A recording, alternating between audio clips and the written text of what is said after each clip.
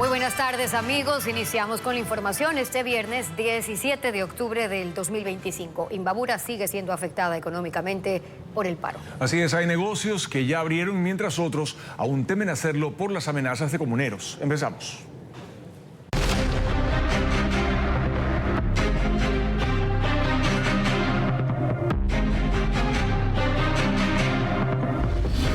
Paro, día 26. Imbabura ya no da más.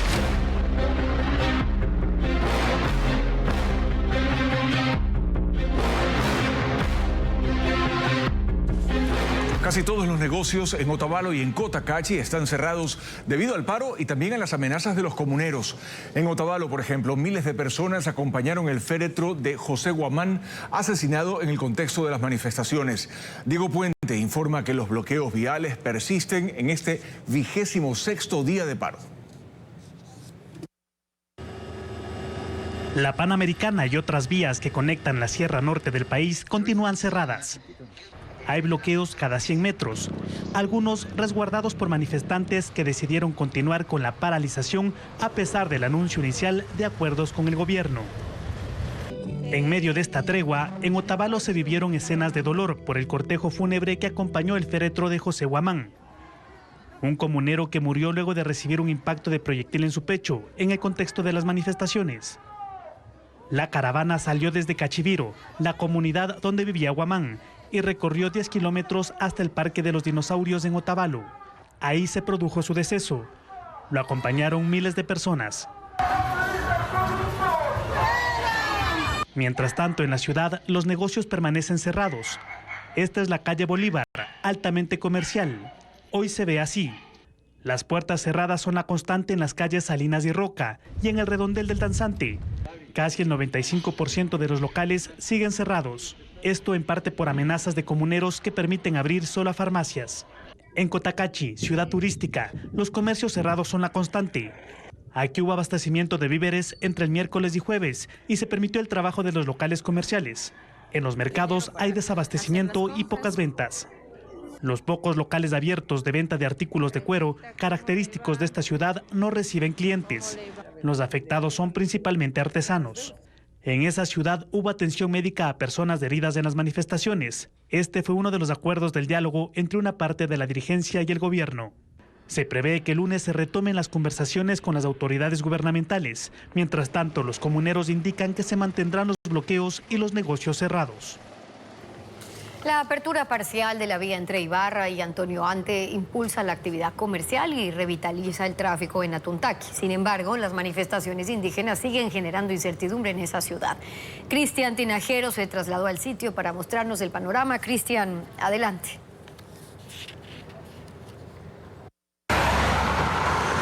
La habilitación del tramo de la Panamericana desde Ibarra hasta Antonio Ante ha generado un cambio en la ciudad de Atuntaqui, su cabecera cantonal, una de las más afectadas por el paro indígena. Contrario a las últimas 3 semanas, ya se observa circulación vehicular en sus calles. El mercado municipal está abierto sin restricciones. Los habitantes, aunque todavía con temor e intranquilidad, han salido a abastecerse, principalmente de alimentos. En el área textil de este centro de expendio, que hasta hace 48 horas lucía vacío, ya están algunos comerciantes que intentan vender algo y retomar sus actividades. Los locales de abastos y carnicerías ubicados a su alrededor también abrieron sus puertas. Y si bien es cierto, hay una tensa espera, es lo que yo digo, no hay una tranquilidad, porque mientras esto no termine nadie va a estar tranquilo. El panorama no es tan alentador en el sector textil, principal motor de la economía de esta localidad. Algunos locales han abierto sus puertas, pero por el bloqueo de la Panamericana en Otavalo, que hoy cumple 26 días, no llegan los clientes, que provienen principalmente de Quito. Otros locales, en cambio, se mantienen cerrados para evitar confrontaciones con los manifestantes. Una secuela económica terrible para el sector productivo en general. Y esto ha acarreado pues unas pérdidas que superen ya más de los 12 millones de dólares. Y temen que el paro se extienda hasta el feriado de noviembre y las afectaciones se multipliquen. Los 11 indígenas de Otavalo, procesados por terrorismo, detenidos desde el 22 de septiembre, podrían quedar en libertad. En el Complejo Judicial Norte de Quito se realiza la audiencia de apelación a la prisión preventiva, informa Jacqueline Rodas. Este viernes, en el día 26 del paro, se realiza la audiencia para decidir si se levanta la prisión de 11 otavaleños procesados por terrorismo, que fueron detenidos el 22 de septiembre. La defensa alegó que les formularon cargos sin la presencia de sus abogados particulares, que violaron sus derechos al enviarles a cárceles de la costa sin justificación y que la policía detuvo a las personas equivocadas. Aseguran que ellos no son los responsables del ataque al destacamento policial de Otavalo. No podemos decir porque son indígenas y están cruzando por el lugar, van detenidos. Tenemos que justificar riesgo procesal. El daño causado, la tristeza causada en el pueblo quichua Otavalo con los detenidos que están todavía presos, es una causa más por la que las bases, la gente no quiere levantarse. Solicitaron al tribunal que revoque la prisión preventiva y dicte otra medida. Está previsto que como parte de la audiencia se abra un diálogo intercultural, que es un mecanismo que permite la ley para comprender el contexto en el que se dieron los hechos. Autoridades judiciales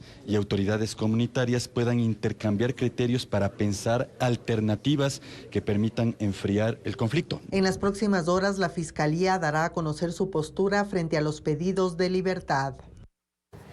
Esta mañana habilitaron el tránsito en la avenida Joaquín Orrantia en el norte de Guayaquil y asimismo se colocaron 26 vallas de seguridad adicionales mientras se realiza la remoción de escombros. De igual forma, los agentes del FBI se sumaron a las investigaciones del atentado terrorista. Informa Vanessa Robles. Sí, fueron 65 horas de restricción vehicular en la emblemática avenida del norte de Guayaquil, José Joaquín Orrantia, tras la explosión de un coche bomba que afectó principalmente 6 edificaciones de este sector. Hoy la vía vuelve a estar expedita al tránsito en los dos sentidos, es decir, desde la avenida de las Américas hasta la Juan Tancamarengo y viceversa. Sin embargo, hay un carril que aún permanece cerrado por trabajos de seguridad. Todos los detalles en el siguiente reportaje.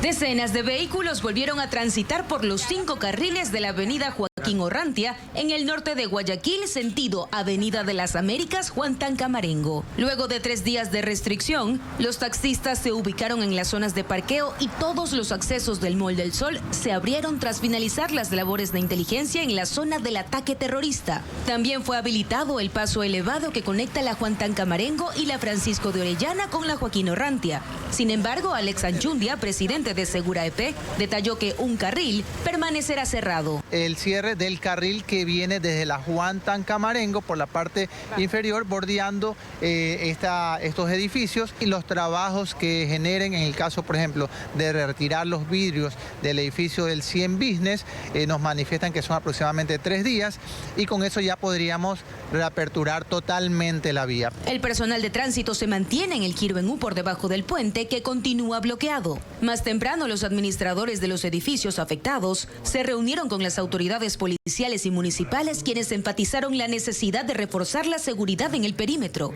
Oscar Simmons, administrador de 4 edificaciones del área, detalló que la restricción de accesos ha pasado factura al comercio. La parte comercial es una afectación muy grande. ¿Qué tanto se ha reducido? En su totalidad, a cero. Como sector privado hemos reforzado la seguridad con las empresas privadas. Al igual que en las grandes edificaciones, los negocios en la conocida Plaza del Sol, a pocos metros de la explosión, también estaban abiertos, aunque sin clientes. Pero sí ha bajado un poco, porque anteriormente sí se sabe subir full clientela. ¿Cuánto ha bajado? Como un 50%. Asimismo, los agentes del Buró Federal de Investigaciones de Estados Unidos, FBI, se sumaron a las investigaciones de la Policía Nacional, confirmaron las autoridades de seguridad. A esta hora, Donald Trump recibe en la Casa Blanca al presidente de Ucrania, Volodymyr Zelensky. El futuro de una negociación para poner fin a la invasión de Rusia está lleno de dudas. Ucrania quiere que Estados Unidos los provea de los temidos misiles Tomahawk, pero Trump ya no parece tan convencido luego de una conversación previa con el presidente ruso Vladimir Putin, con quien tendrá un encuentro cara a cara en los próximos días. Volodymyr Zelensky llegó a la Casa Blanca por tercera vez desde que Donald Trump asumió la presidencia en enero. Esta vez centrado en requerimientos de defensa antiaérea ante la nueva oleada de ataques rusos contra la infraestructura energética de Ucrania, que amenaza con dejar sin luz ni gas a millones de civiles a medida que se acerca el invierno. Zelensky quiere una dotación de misiles Tomahawk de largo alcance que le darán la capacidad de atacar objetivos militares en territorio ruso. El presidente de Estados Unidos no lo ha descartado, sobre todo si Vladimir Putin se niega a aceptar una solución pacífica a la guerra. Pero según Rusia, dotar de esos misiles a Ucrania supondrá una nueva escalada en el conflicto. Antes de recibir a Zelensky, Donald Trump mantuvo una llamada telefónica de 2 horas con Vladimir Putin y adelantó que se reunirá con él máximo en 2 semanas en Budapest, capital de Hungría, como seguimiento a la cumbre de agosto en Alaska. El primer ministro húngaro Viktor Orbán dijo hoy que su país es el único sitio donde la reunión de Trump con Putin es posible y que será sobre la paz. La Comisión Europea ha dejado en manos de los países del bloque la decisión de abrir o no su espacio aéreo para que Putin pueda aterrizar sin el riesgo de ser detenido ante la orden de captura emitida por la Corte Penal Internacional por acusaciones de crímenes de guerra. Europa cree que si ese encuentro allana el camino para un alto al fuego, no será un obstáculo para que se celebre. Organizadas por el Ministerio de Trabajo, se presentaron 3 propuestas de reforma a la jubilación patronal que serán evaluadas por el Consejo de Salarios y posteriormente enviadas a la Asamblea Nacional. Adriana Bermeo detalla los planteamientos. Gobierno, trabajadores y empleadores coinciden en que la forma con la que se aplica la jubilación patronal necesita una reforma urgente. Por eso, el Ministerio del Trabajo realizó 6 mesas técnicas con 273 empleadores, representantes de gremios laborales y técnicos del IES y del BIES, de donde salieron 3 propuestas. Las organizaciones sindicales plantean que la jubilación patronal sea financiada por el empleador, que aporte para eso el equivalente al 10% del sueldo, actualmente es del 5%. El sector empleador propone la creación de un fondo con aportaciones en partes iguales de patronos y empleados. Si el trabajador se desvincula antes de los 20 años, recibirá lo recaudado. Otros determinan que la norma es ociosa y que ha perjudicado más bien a la empleabilidad y que el artículo debe ser derogado. Hasta ahora, la jubilación patronal es un monto vitalicio que recibe una persona que ha trabajado de forma ininterrumpida en una misma empresa durante 25 años o también desde los 20 años de servicio en casos de despido intempestivo. Solo el 4% de trabajadores en el Ecuador tienen jubilación patronal y del 4% el 3% es del sector público. Las propuestas de reforma de la jubilación patronal serán tratadas por el Consejo de Salarios y Trabajo recientemente integrado después de que se fije el sueldo básico unificado para 2026. El proyecto se enviará a la Asamblea Nacional donde deberá ser analizado en 2 debates. El cuerpo de una mujer fue hallado descuartizado en una lavadora en una casa del norte de Guayaquil. La víctima, 49 años, era una abogada que estaba reportada como desaparecida desde el 5 de octubre. La policía reveló que la principal sospechosa del crimen es su hija, que fue detenida para investigaciones. Estefanía Arias con este atroz caso.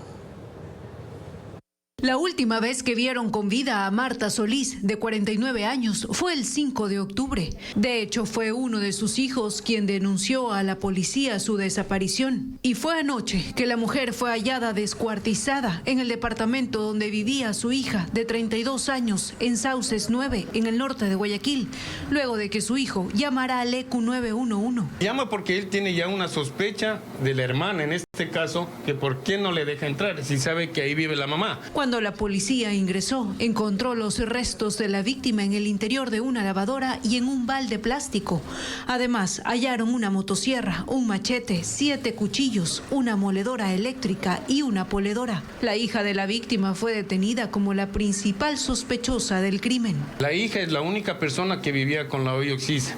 No tenemos conocimiento si ingresaron otras personas y por eso nuestras unidades de investigación, específicamente la DINASED está trabajando en ello. Un caso que ha conmovido a los habitantes de esta zona residencial de la ciudad. Que se ha oído un ruido de que ella ha estado, como dicen, taladrando. La sospechosa fue trasladada a la fiscalía para que rinda su versión. Entre las pruebas constan versiones de vecinos, videos de cámaras de seguridad y audios del celular de la fallecida.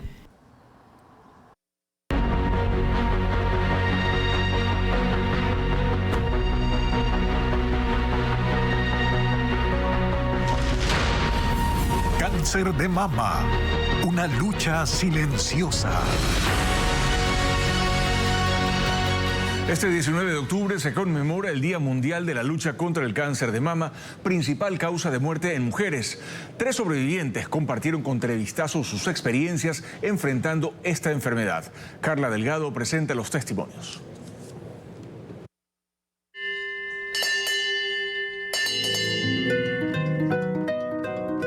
Mi nombre es Evelyn Sanango, tengo 44 años.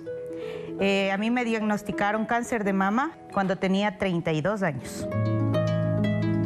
Fue un nódulo oculto, no palpable. Yo soy de las personas que anualmente me hacía los exámenes. Ese día sentí que solo con escuchar la palabra cáncer se me unió el cielo con la tierra. Mi mastóloga me dijo, Evelyn, ¿tienes hijos? Le dije, sí, entonces por ellos vas a tener que luchar. La parte más dura, asistir a los hospitales, llegar a ventanilla y que le digan, regresen 3 meses, regresen 6, porque no hay medicación. Y uno tiene que regresar a su casa cabizbaja. Y estoy aquí luchando. Mi nombre es Ruth Carrión, fui diagnosticada cáncer de mama en el 2019, en julio. En ese entonces yo estaba embarazada.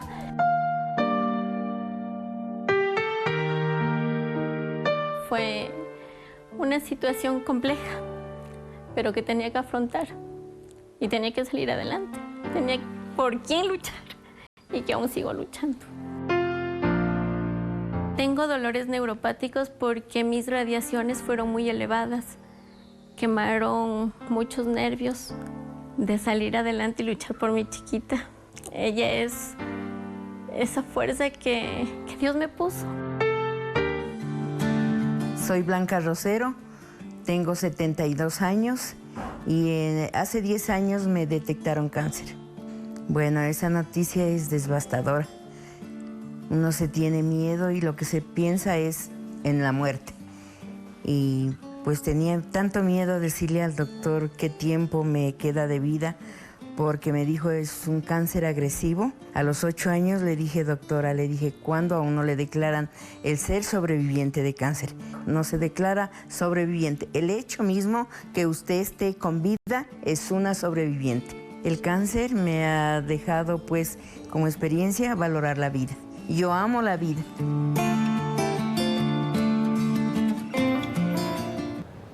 En la víspera del Día de la Lucha Mundial contra el Cáncer de Mama, que se recuerda cada 19 de octubre, instituciones públicas y privadas también realizaron casas abiertas para crear conciencia sobre esta enfermedad que en el país registra mayor incidencia a pesar de los esfuerzos por prevenirla. Nos informa Bessie Granja. Posteriormente vamos a la región del seno o de la mama. La doctora Ketty Meneses explica a una paciente cómo realizar frente a un espejo el autoexamen exploratorio de mamas para detectar cáncer. Mientras hacen el ejercicio, la médico le recuerda cómo 5 minutos de su tiempo le pueden salvar su vida. Esta fue parte de las actividades que este viernes se realizaron en el Hospital Luis Vernaza de la Junta de Beneficencia de Guayaquil para recordar el Día Mundial de la Lucha contra el Cáncer de Mama, que se recuerda cada 19 de octubre. Hasta los 35 años de edad siempre debe solicitarse una ecografía mamaria y a partir de los 40 debe hacerse su primera mamografía de base como un protocolo. Eso ya lo tenemos establecido a nivel mundial. Para los médicos, el mensaje que resuena durante esta fecha conmemorativa es claro y esperanzador. El cáncer de mama, como en otros estadios, son 4 estadios. El primer estadio es curativo, el segundo estadio es curativo, el tercer estadio, aunque es localmente avanzado, también es curativo. Detecciones tempranas salvan vidas. En el Hospital Bicentenario del municipio de Guayaquil también se llevó a cabo una casa abierta para educar a las pacientes sobre este diagnóstico. También en Cuenca, la Sociedad de Lucha contra el Cáncer espera atender a 800 personas durante este mes para descartar esta enfermedad. El año pasado hicimos una campaña parecida, tuvimos como 5 pacientes que fueron diagnosticadas de cáncer y fueron lesiones oportunas a tiempo que terminamos haciendo un tratamiento curativo. Allí una unidad móvil recorre las zonas rurales y otras ciudades de Azuay. La urgencia de estas iniciativas se enmarca en una realidad nacional y abrumadora. Cada año se estima que en Ecuador se diagnostican 5.000 nuevos casos. La enfermedad está considerada como la principal causa de muerte por cáncer en el país. La cifra refuerza la necesidad de campañas permanentes y acceso a tecnología avanzada para su diagnóstico.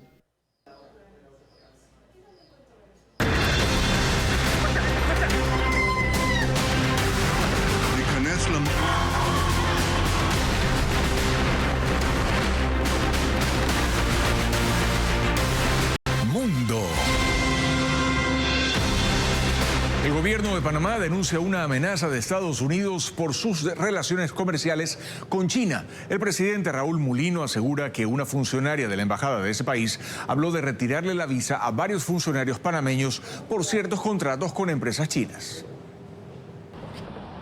En su conferencia de prensa semanal, el presidente panameño José Raúl Mulino afirmó que está investigando el caso de una serie de presiones desde la Embajada de Estados Unidos a las autoridades locales para que el país ponga límites a la presencia de empresas chinas. Dejando una funcionaria por ahí de la embajada amenazando con quitar visas. Eso no es coherente con una buena relación que yo aspiro a mantener con los Estados Unidos. El mandatario criticó a Estados Unidos, acusándolo de usar las visas como instrumento para lograr sus objetivos.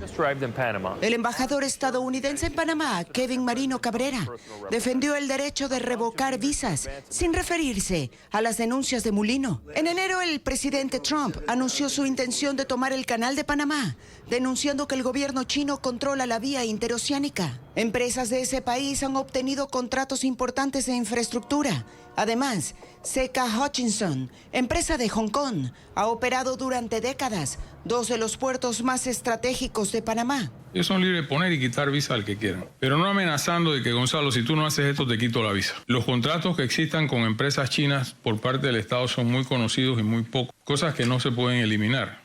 En 2017, Panamá firmó un memorando de entendimiento con China para fortalecer el intercambio cultural y comercial. Sin embargo, Mulino decidió no renovarlo para reducir la supuesta influencia china y preservar las buenas relaciones con Estados Unidos.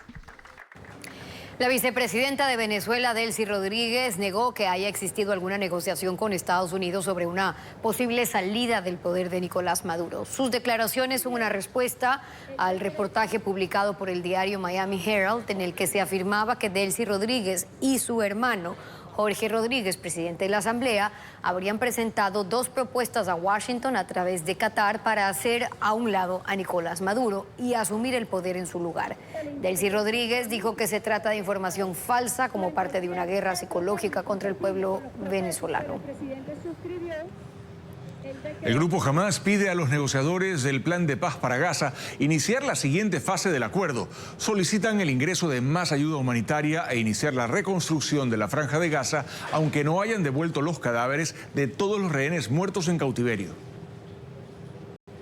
El grupo Hamás instó a los países mediadores del conflicto, Egipto, Qatar y Turquía, a dar seguimiento a la implementación de las disposiciones restantes del acuerdo de paz. Solicitan la apertura del cruce de Rafah en ambas direcciones, la entrada de más ayuda humanitaria a Gaza en las cantidades requeridas y el inicio de la reconstrucción del enclave.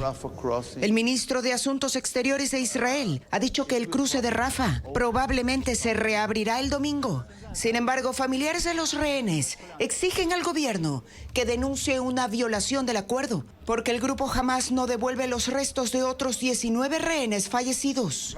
El ministro de Defensa israelí presiona para reanudar los combates. Hamás afirmó que recuperar los restos de los rehenes fallecidos es casi imposible por la enorme destrucción de Gaza. El presidente Daniel Noboa inauguró la termoeléctrica de gas natural Gas Vesubio en la provincia de El Oro. Y con ello se aporta 13.5 nuevos megavatios adicionales al sistema eléctrico nacional en época de estiaje. La obra tuvo una inversión de 9.6 millones de dólares. 150 niños y jóvenes de entre 7 y 17 años expusieron sus conocimientos sobre robótica en el torneo IRO Ecuador Open 2025 que se desarrolla en una universidad en el norte de Guayaquil. Este concurso busca descubrir a los jóvenes talentos que representarán al país en la final mundial en Australia. María Gabriela Carpio con los detalles. Entre cajas repletas de piezas, sensores y motores, 150 niños y jóvenes ensamblan robots desde cero. Cada tornillo y cada cable forman parte del desafío del IRO Ecuador Open 2025, una competencia nacional afiliada a la Olimpiada Internacional de Robótica. La Universidad Católica de Santiago de Guayaquil fue sede de este encuentro, que reunió a estudiantes de escuelas y colegios de todo el país, distribuidos en 9 categorías, bajo un mismo reto: robots en el espacio. De hecho, los chicos se enteran qué es lo que van a realizar, se enteran aquí. ¿Cuál es la idea? La idea es potenciar su capacidad de ingeniería, su intelecto, su conocimiento, a diferencia de competencias tradicionales que muchas veces el papito o el profesor ya viene con una ayuda extra, ¿no? Aquí los chicos tienen que desarrollar sus propias habilidades, ¿no? Máquinas que simulan tareas de exploración, extracción de minerales o limpieza de basura espacial fueron parte de los proyectos presentados. Se basa en agarrar los bloques con esta pequeña pinza y llevarlas a los puntos uno por uno. La función de este robot es realizar un laberinto. Mediante el robot tendrá un sensor ultrasónico capaz de ver las paredes y hacer que el robot gire para evitar chocarse con las paredes. El tiempo es limitado, por lo que la concentración y el compañerismo son esenciales en cada mesa. En menos de una hora los robots comienzan a moverse. Unos levantan objetos, otros siguen líneas con precisión. Cada movimiento es el resultado de semanas de ensayo, error y perseverancia. Lo más complicado que yo veo es el sensor de la pista, porque es una línea delgada de 2 centímetros que tiene que ir por ese lugar. Básicamente lograr que el sensor de color logre detectar el color, porque no sabemos por qué el negro lo detecta como amarillo. El jurado evalúa no solo la precisión de los movimientos, sino el dominio técnico de cada estudiante, cuánto comprenden sobre sensores, algoritmos y programación. Los ganadores representarán al país en la final de la Olimpiada Internacional de Robótica, que será en Australia.